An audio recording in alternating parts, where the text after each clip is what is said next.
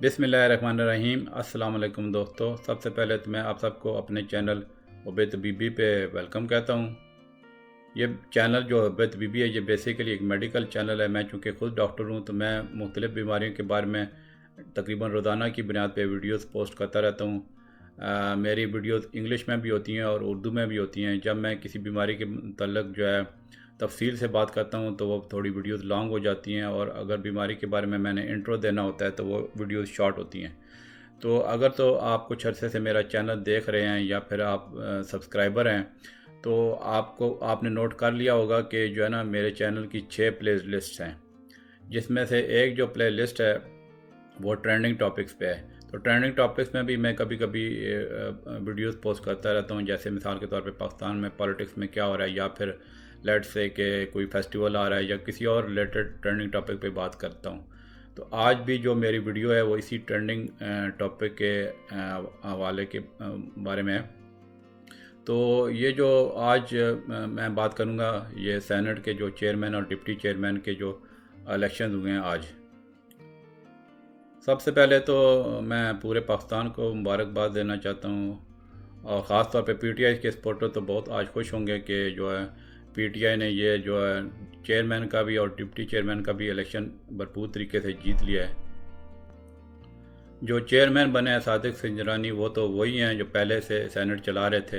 वो बेसिकली बलूचिस्तान अवामी पार्टी से हैं, लेकिन चूँकि तहरीक इंसाफ की उनको सपोर्ट हासिल है तो वो चेयरमैन फिर से सिलेक्ट हो गए हैं, और उनको जो है ना 48 वोट पड़े हैं, ठीक है। और वो वैसे 48 वोट उनके बनते थे, ठीक है। और जो दूसरा जो उनके मुकाबले में जो वो गिलानी था, जिनकी जो पीडीएम वालों की, मतलब जो पीडीएम बेसिकली जिसको अक्सर लोग पाकिस्तान डाकू मूवमेंट कहते हैं, उनकी भरपूर कोशिश थी कि यूसुफ रज़ा गिलानी को जिताया जाए और सेनेट का चेयरमैन बनाया जाए, तो वो बुरी तरह नाकाम हो गए हैं और 7 वोट रिजेक्ट हुए हैं। तो अब इन 7 वोटों के लेके जनाब उन्होंने रौला डाला हुआ है कि जी ये जो इसमें बड़ी धांधली हुई है और ये है वो है। पहले वो कुछ वीडियो रिकॉर्डिंग मतलब कैमरे का कुछ चक्कर चलाया उन्होंने।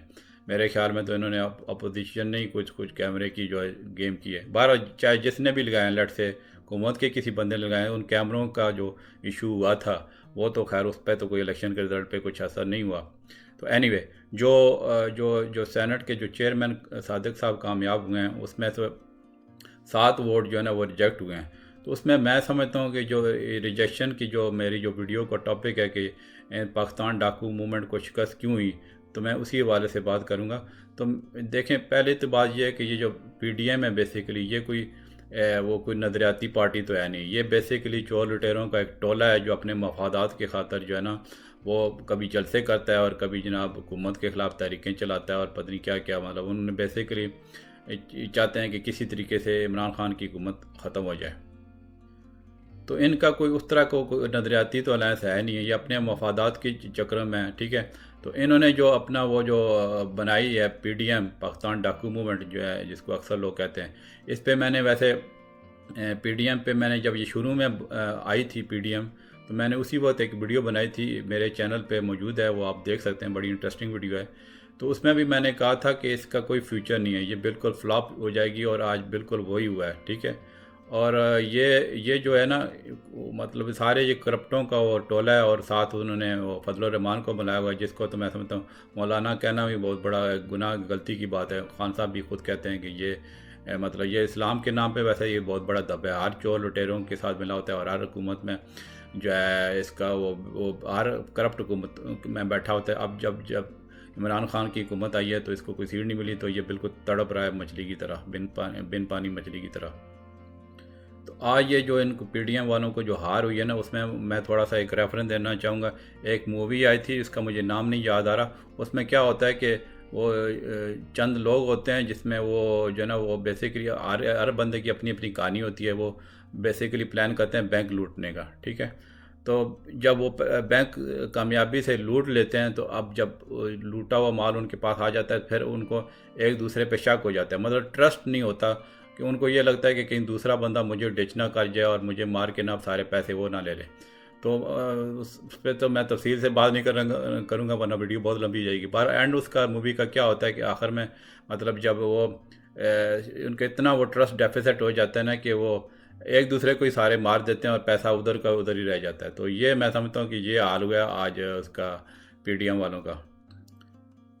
क्योंकि ये बेसिकली तो हैं तो ये सारे पीडीएम वाले चोर लुटेरे, ठीक है। तो इनको पता है ना कि ये कहीं ना कहीं मतलब एक दूसरे को वो डिच करने के वो होते हैं। उनको वो तो नहीं है ना कि कोई ऑनेस्टी से मतलब इस सिस्टम में आने की कोशिश करेगा। अगर ऑनेस्टी होती तो इनका ये ताद बिल्कुल सही होता।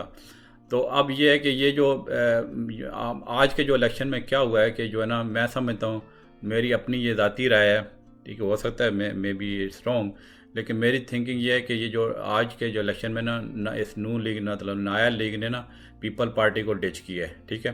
क्योंकि नाया लीग का मैं शुरू से ही नज़रिया था कि ये पार्लियामेंट ये असम्बलियों को छोड़ो, इस्तीफे वगैरह दो और जनाब सड़कों पे निकलते हैं और मुल्क में अफरा तफरी फैलाते हैं, उनका जो बेसिकली नजरिया। और पीपल पार्टी चूँकि उनकी सिंध में गवर्नमेंट है और इस जो है वो नहीं चाहती थी इस तरह, तो वो बेसिकली उन्होंने इनको एक तरह का झांसा दिया था पीपल पार्टी ने कि जी हमने पार्लियामेंट के अंदर है कि प्रेशर डालेंगे, इमरान खान की हुकूमत को ख़त्म करेंगे। तो कुछ अर्से तक तो ये तो इत्तेहाद उनका वो इस तरह चलता रहा कि चलो हुकूमत शायद ये इसी तरीके से ख़त्म हो जाए। लेकिन जब इनको लगा ना कि ये जो जरदारी मतलब अपने बेनिफिट अपने, उसने पिछला जो इलेक्शन है वो भी बड़ा ठीक ठाक पैसा लगाया, वो तो मतलब यूसुफ गिलानी को बड़े वो जितवा दिया तो उसने पैसा लगा के। तो उसको उनको मैं समझता हूँ इनको नाया लीग को ये लगा कि ये तो आगे भी ये कामयाब हो जाए तो इनका अगर चेयरमैन पीपल पार्टी का चेयरमैन भी बन जाएगा तो हमारी तो कोई पोजीशन नहीं है नहीं रहेगी।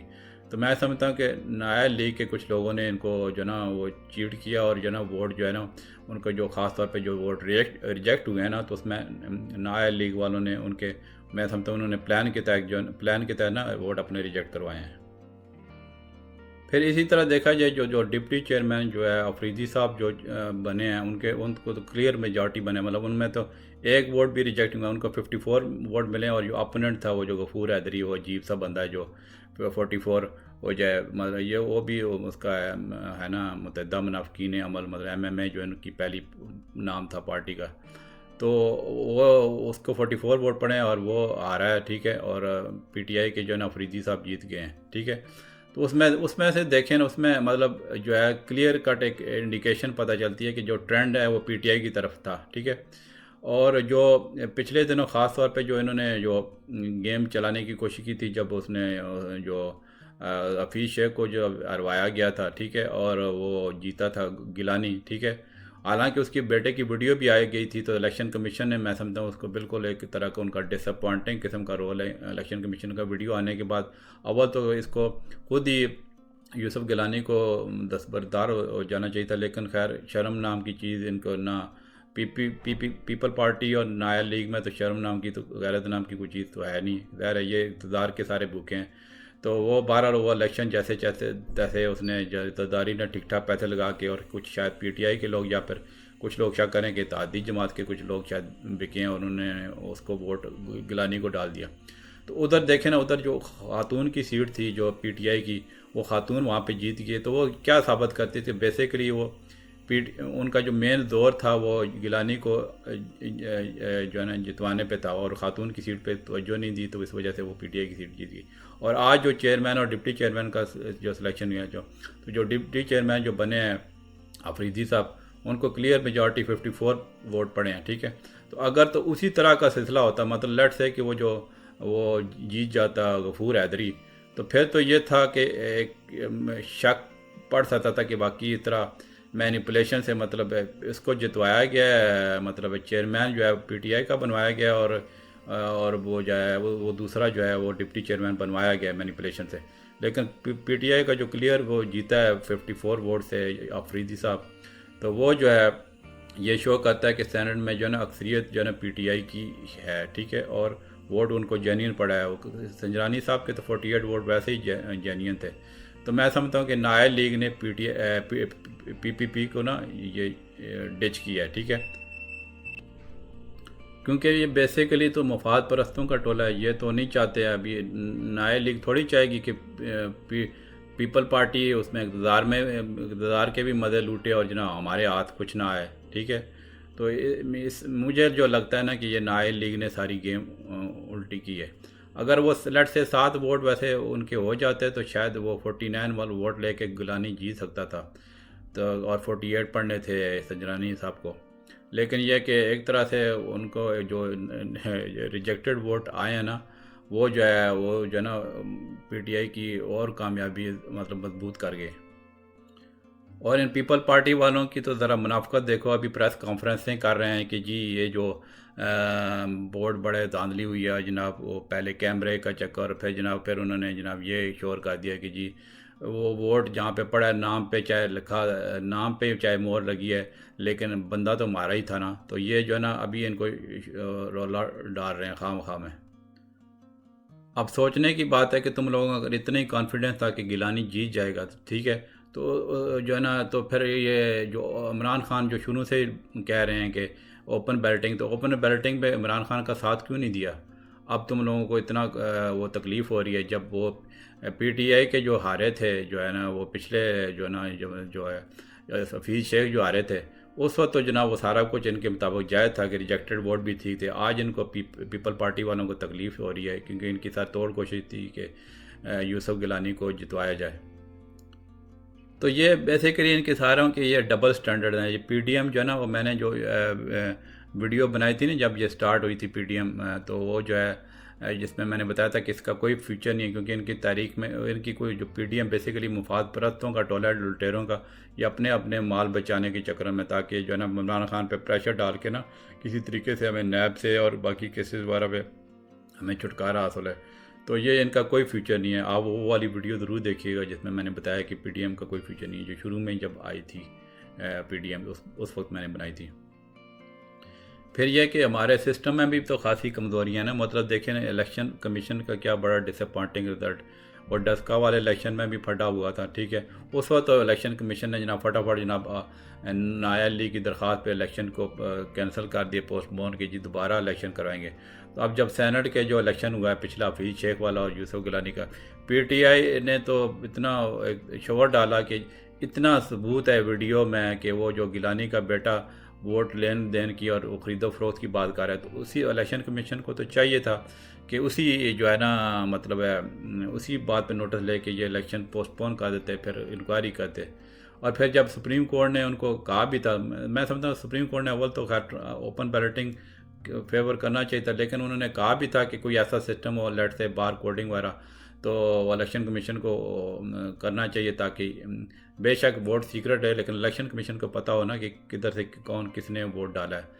और ये सारी टेक्नोलॉजी बिल्कुल ईजीली अवेलेबल थी। 1400-1500 वोट मतलब उसके वो जो फीस शेख वाले इलेक्शन में 1400-1500 बैलेट पेपर बनवाने थे, पीछे बार कोड लगाते थे, सारा मसला ही हल हो जाता।